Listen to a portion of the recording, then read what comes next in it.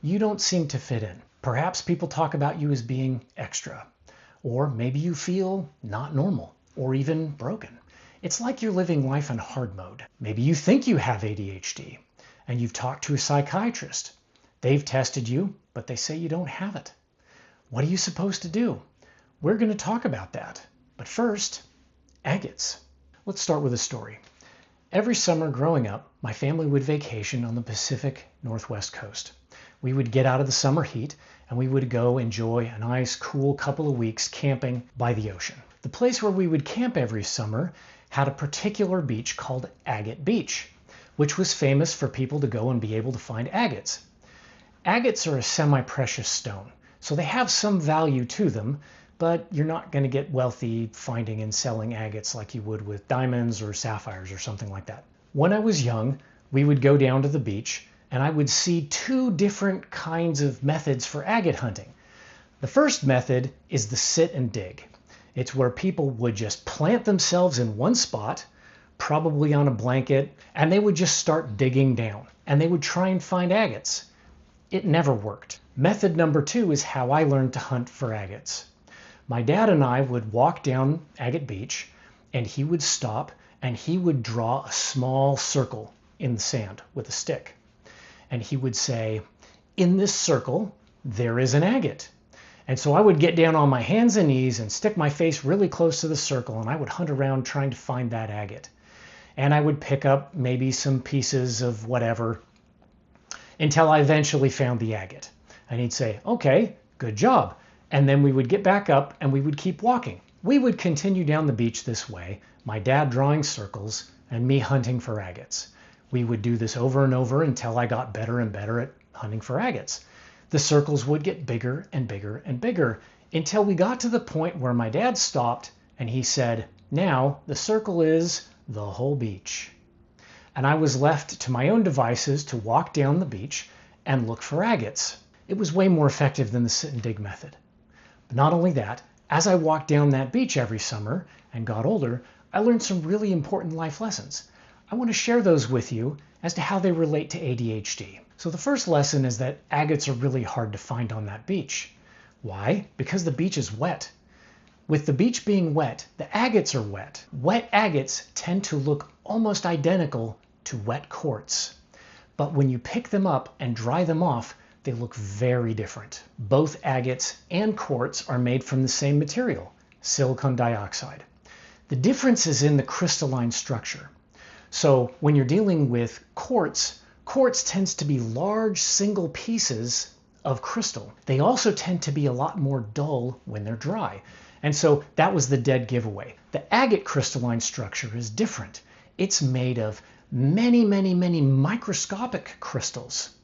As a result, when light comes into an agate, it refracts and goes everywhere.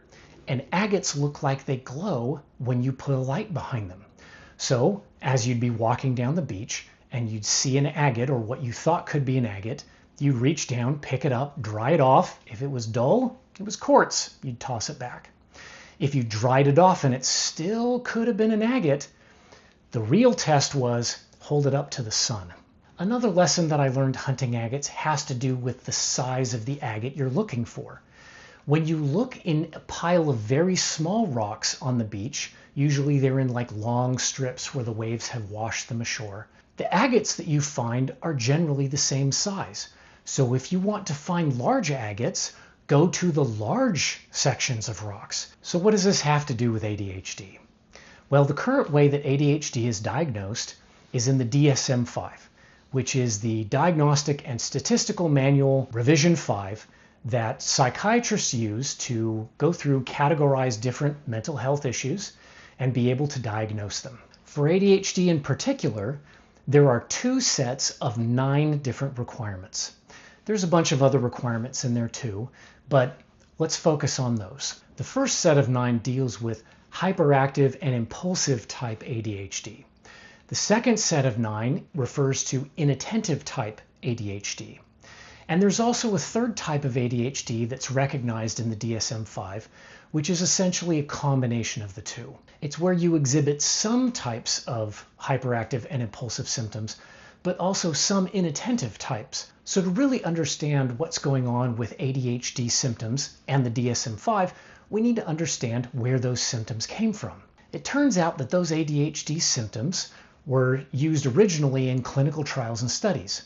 The people doing the studies came up with a list of attributes for ADHD and said, the participants in your study have to meet these requirements in order for the community at large to consider them as having ADHD for this particular study.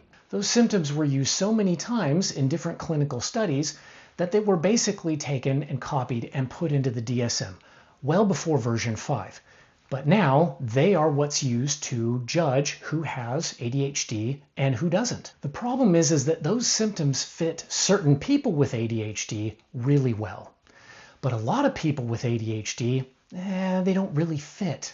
I'll put these ADHD symptoms from the DSM-5 on the screen. Feel free to pause, have a look, see what resonates with you.